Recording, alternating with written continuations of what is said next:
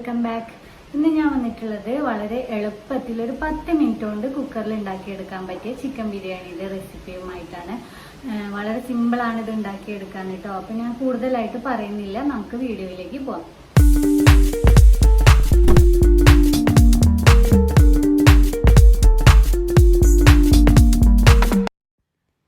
കുക്കറിലാണ് നമ്മൾ ഈ ബിരിയാണി ഉണ്ടാക്കാൻ പോകുന്നത്. കുക്കറിലേക്ക് ഒരു 4-5 ടേബിൾ സ്പൂൺ വെളിച്ചെണ്ണ ഒഴിച്ചു കൊടുക്കുക. എണ്ണ ചൂടായിട്ട് വരുമ്പോൾ ഇതിലേക്ക് 2 തണ്ട് കറിവേപ്പില, ഇഞ്ചി, വെളുത്തുള്ളി, പച്ചമുളക് ഇവ ചതച്ചെടുത്ത പേസ്റ്റ് ചേർത്തിട്ട് നന്നായിട്ടൊന്ന് മൂപ്പിച്ചെടുക്കുക.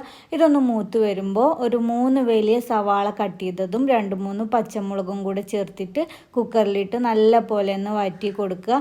സവാള ഒന്ന് സോഫ്റ്റ് ആയിട്ട് വരട്ടെ. സവാള ഒന്ന് സോഫ്റ്റ് ആയി വരുന്ന സമയത്ത് ഇതിലേക്ക് കട്ട് ചെയ്ത് വെച്ചിരിക്കുന്ന 3 തക്കാളിയും കൂടെ ചേർത്തിട്ടൊന്ന് വേവിച്ചെടുക്കുക.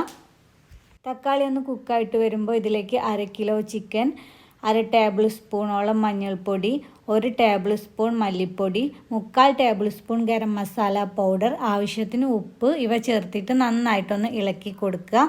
അതിനുശേഷം കുക്കർ അടച്ചു വെച്ചിട്ട് മീഡിയം ഫ്ലെയിമിലിട്ട് ഒരു വിസിൽ വരുന്നത് വരെ ഒന്ന് കുക്ക് ചെയ്യുക. ഒരു വിസിലിന് ശേഷം ഫ്ലെയിം ഓഫ് ചെയ്ത് ആവി ഇതുപോലെ നല്ലവണ്ണം കളയുക. എന്നിട്ട് വീണ്ടും നന്നായിട്ടൊന്ന് മിക്സാക്കി കൊടുക്കുക.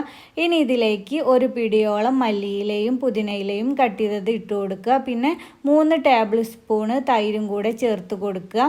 എന്നിട്ട് എല്ലാം കൂടെ ഒന്ന് വീണ്ടും നല്ല പോലെ ഇളക്കി യോജിപ്പിക്കുക.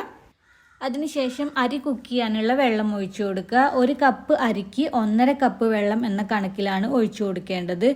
ഇനി ഇതിലേക്ക് ഞാൻ 2 കഷ്ണം പട്ട, കുറച്ച് ഏലക്കായ, ആവശ്യത്തിന് ഉപ്പ് ഇവ ചേർത്ത് കൊടുത്തിട്ട് വീണ്ടും ഒന്ന് നല്ല പോലെ ഇളക്കി കൊടുക്കുകയാണ്.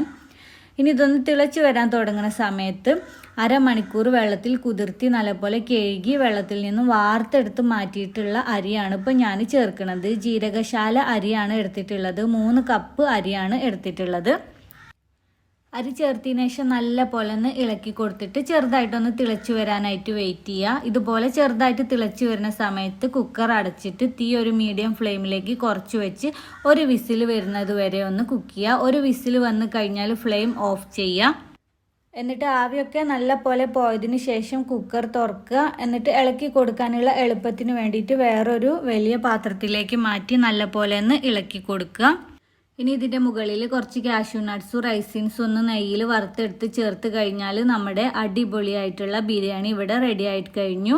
അപ്പോൾ ഈ വീഡിയോ എല്ലാവർക്കും ഇഷ്ടമായിട്ടുണ്ടെന്ന് വിചാരിക്കുന്നു. ഇഷ്ടമായിട്ടുണ്ടെങ്കിൽ ലൈക്ക് ചെയ്യുക, ഷെയർ ചെയ്യുക, പിന്നെ നിങ്ങളുടെ അഭിപ്രായങ്ങളൊക്കെ കമൻറ്റ് ചെയ്യുക. ഇനിയും ഇതുപോലുള്ള വീഡിയോയുമായിട്ട് നമുക്ക് വീണ്ടും കാണാം.